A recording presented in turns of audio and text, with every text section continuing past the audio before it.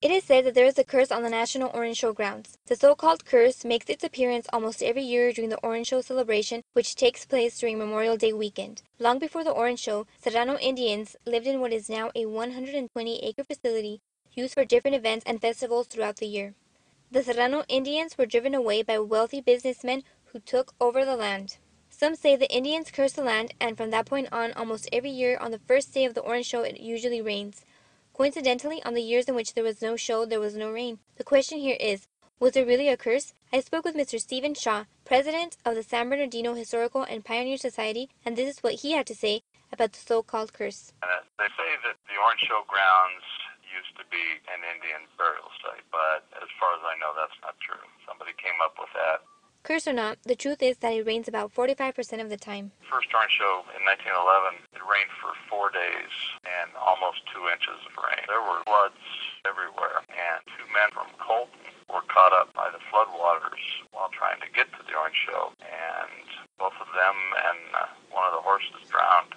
Today, the National Orange Show Event Center is a facility that offers the best for its clients. The event center includes the famous National Orange Show Festival, the Martin A. Matic Sports Center wagering facility, catering, concerts, facility rentals, banquets, weddings, quinceañeras, special events, the Orange Show Speedway, and the Inland Motor Speedway. The National Orange Show Event Center is a fascinating place, but how did it come to be? Let me explain. The Washington Navel Orange was first brought to the area in 1873, but the story goes back further. According to Ingersoll's Century Annals of San Bernardino County, Anson Van Leuven brought the first 6 orange trees to the San Bernardino Valley in 1857. In 1869, Louis F. Cram purchased enough rootstock to plant 1 3/4 acres. In 1873, the U.S. Department of Agriculture sent California's 2 original orange trees to Eliza Tibbets. Her oranges won awards and major expositions for their quality and taste. By 1910, at least 100,000 acres in California were planted thanks to Mrs. Tibbets' trees, and California navel orange sales had reached 200 million.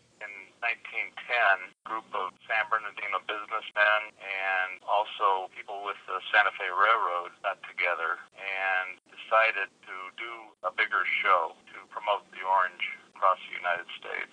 Mr. Shaw goes on to explain that at different orange shows there were packing services where you could ship oranges to your family back east. Postcards were made showing the beautiful orange groves with the oranges hanging from the trees with the clear blue skies and mountains full of snow in the background. From the many buildings the National Orange Show has to offer, the legendary Swing Auditorium was one of the big attractions in its golden years. The auditorium was named after Ralph E. Swing, a native of San Bernardino. Swing Auditorium was named after Ralph Swing, who was associated with the Orange Show. He was president of the Orange Show several years. He really did a lot for the Orange Show. Well, as president, he arranged a lot of the Orange shows. He made it even bigger than it was back in the 1920s. He was the manager and the president of the Orange Show. And then later in his life, he became a state senator. Some of the famous celebrities that performed at Swing Auditorium were the Rolling Stones. Their first concert in the United States was in this auditorium on June 5, 1964.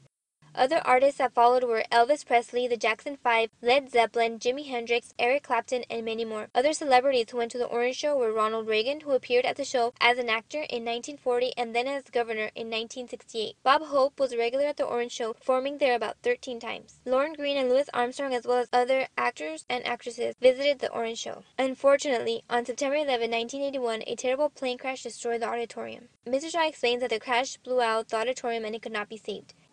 Back in 1981, on September 11th, an airplane crashed into the Swing Auditorium. It was a private plane. Do you know who it was? No, I can't recall offhand. Mm-hmm. There was 2 people in it, and of course they both died. Yeah. And then once they crashed through the Swing Auditorium, the gasoline inside the plane blew up. The Swing Auditorium was made to keep things out.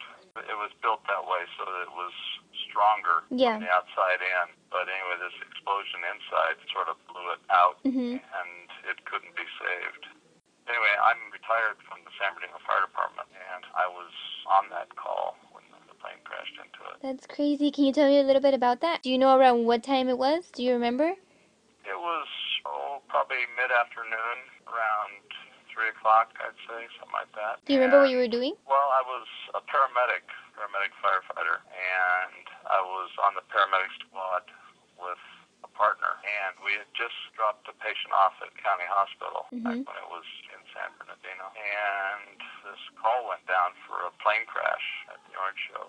A final and interesting aspect about the National Orange Show Event Center is that one of our very own CSUSB alumni is in charge of the sales and marketing department. Before working at the Orange Show in the sales and marketing department, Mr. Matt Johnson was an intern at the Martin A. Matic Sports Center satellite wagering facility. It was a great experience at school. I learned a lot in my classes in the public relations department, a lot that's prepared me for this position in marketing and sales. A lot of the human communications made it a lot easier to talk to different people, read people, and see exactly what it is that they want and what we can do for them. At Cal State, my internship, it got me in the door here. My experience kept me here. Yeah. So it was a real positive experience doing my internship and after I graduated. And there you have it, guys.